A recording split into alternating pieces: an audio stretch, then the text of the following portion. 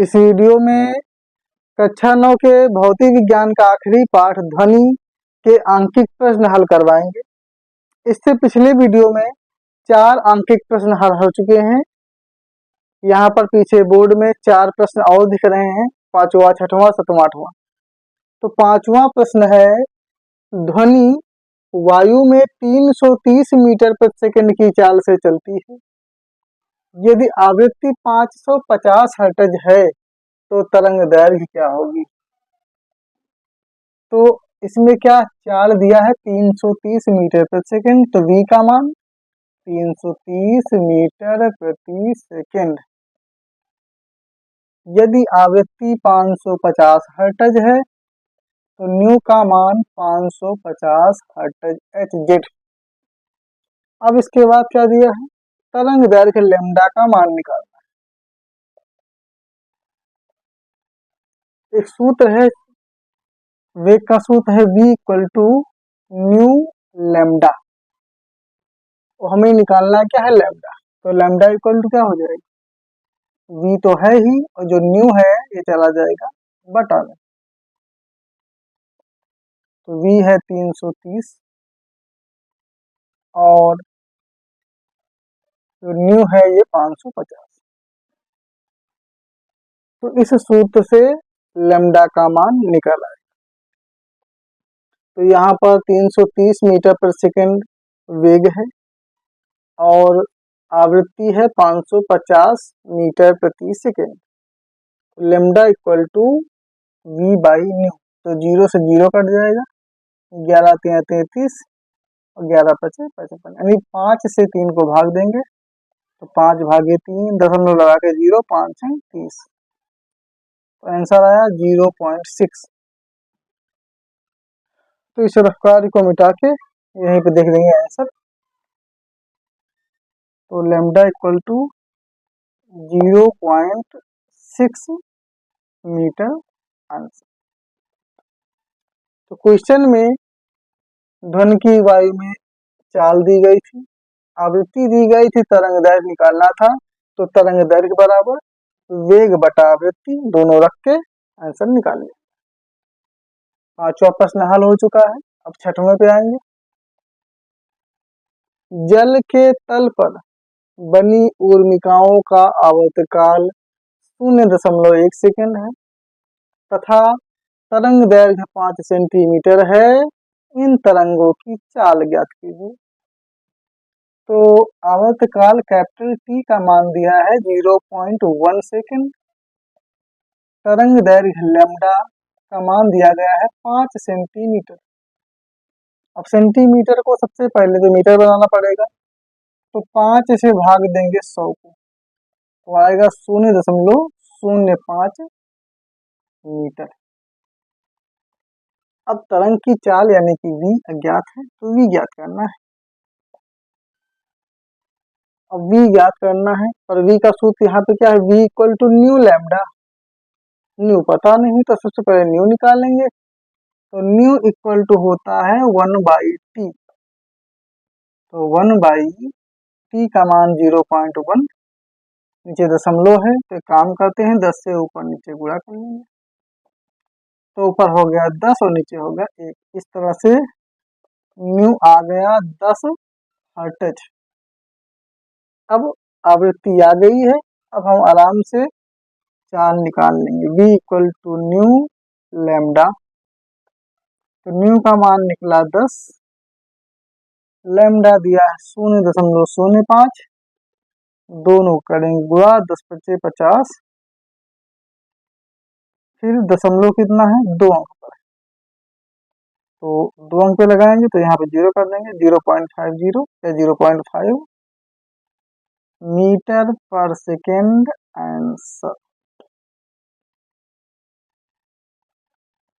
तो यहाँ पे 0 लिखिए चाहे ना लिखिए, कोई फर्क नहीं पड़ने वाला। तो इसमें क्या आंसर आ रहा है, इसमें बताया गया कि आवर्तकाल 0.1 सेकेंड है, तरंग दैर्घ्य 5 सेंटीमीटर है, तो तरंग की चाल यानी v निकालना था। तो v का सूत्र होता है न्यू लैम्डा। तो लैम्डा तो हमें दिया गया था, इसको हमने सेंटीमीटर से मीटर में कन्वर्ट कर लिया, पर हमें पता करना था न्यू। तो न्यू निकालने के लिए हमने क्या किया, कि न्यू इक्वल टू 1/t रख दिया, आवर्तकाल पता था, उससे हमें आवृत्ति पता चल गई। जब आवृत्ति पता चल गई तो आवृत्ति का मान रख के वेग निकाल लिया। तो पांचवा छठवां दो प्रश्न तो हल हो गए। अब सातवीं प्रश्न पे आ जाते हैं, जिसमें दिया है किसी तरंग की तरंग दैर्घ्य 10⁻⁻⁴ माइक्रोमीटर। तरंग दैर्घ्य मीन्स लैम्डा 10⁻⁻⁴ माइक्रोमीटर ये दिया गया, और आवृत्ति दी गई है 3×10⁸। तो न्यू का मान 3×10⁸ हर्ट्ज। अब हमें ज्ञात करना है चाल यानी कि v निकाल। पहली बात ये देखेंगे कि लैम्डा का जो मान होता है उसे मीटर में होना चाहिए, यहाँ पे माइक्रोमीटर, तो माइक्रो का मतलब होता है 10⁻⁻⁶। तो जब माइक्रो हटाएंगे तो 10⁻⁻⁴ तो है पहले से, गुणे माइक्रो की जगह पर 10⁻⁻⁶, गुणा में घातें जुड़ जाती हैं, तो 10⁻⁻⁴ -6 हो जाएगा 10⁻⁻10 मीटर। इस तरह से लैम्डा का मान हमने मीटर में निकाल लिया। अब चाल निकालना है, तो v equal to nu lambda, जिसमें न्यू का मान है 3×10⁸ और लैम्डा का मान है 10⁻⁻⁻। यहाँ भी वही बात, जैसे यहाँ का आधार बराबर होते हैं तो गुणा में घातें जुड़ जाती है, यहाँ भी 10⁸ 10⁻⁻10 10 10 आधार बराबर, तो 3×10⁸ जोड़, हम जोड़ेंगे लेकिन निशान माइनस का, तो माइनस हो जाएगा, तो 18 से 10 गया तो बचा 3×10⁸ मीटर पर सेकेंड, ये भी आंसर। तो पहले प्रश्न में तरंग दैर्घ्य निकाली गई, दूसरे में चाल निकाली गई, तीसरे में भी चाल निकाली गई।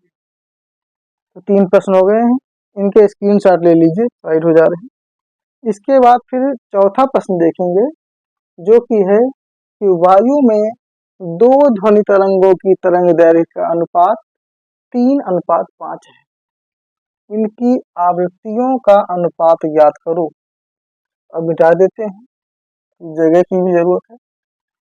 तो अब दो ध्वनि तरंगे हैं जिनकी तरंग दैर्घ्यों का अनुपात दिया है, पहली का 3, दूसरी का 5। अब इनकी आवृत्तियों का अनुपात निकालना है, तो अनुपात वाला प्रश्न है 8 नंबर। तो हम एक का 1 एक का 2 मानेंगे।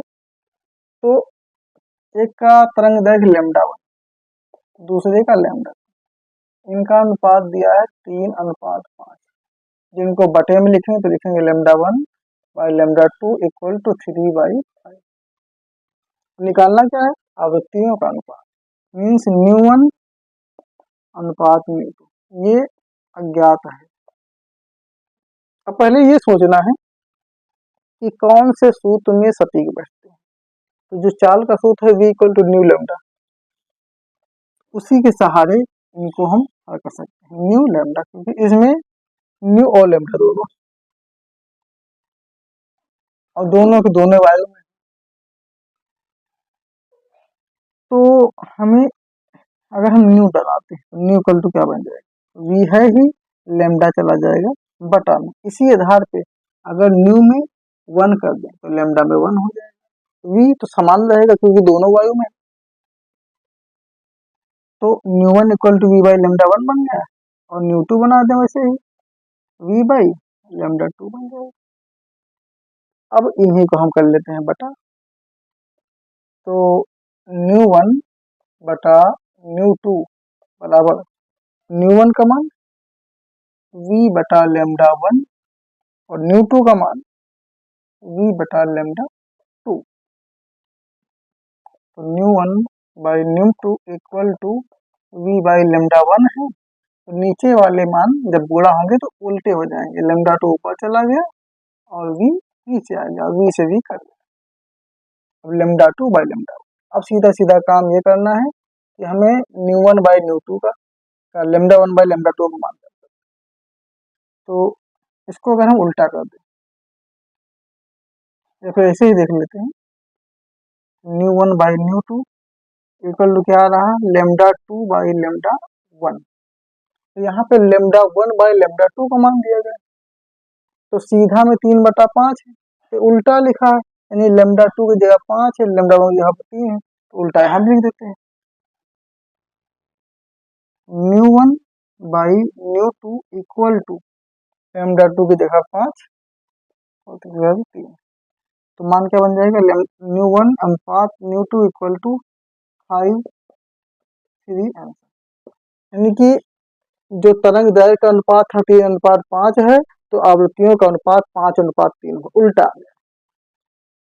तो इस क्वेश्चन में दिया था कि वायु में 2 ध्वनि तरंगें थी जिनकी तरंग दैर्घ्यों का अनुपात 3:5 था, तो हमें आवृत्तियों का अनुपात निकालना था, तो आवृत्तियों का जो अनुपात आया जस्ट उल्टा आ गया, 5:3। इस प्रकार से इस वीडियो में ध्वनि पाठ के 4 प्रश्न यानी 4 अंकीय प्रश्न हल हो गए हैं। अब बाकी के अंकीय प्रश्न हम अगले वीडियो में हल करवाएंगे, तो इस वीडियो को यहीं पे समाप्त करते हैं।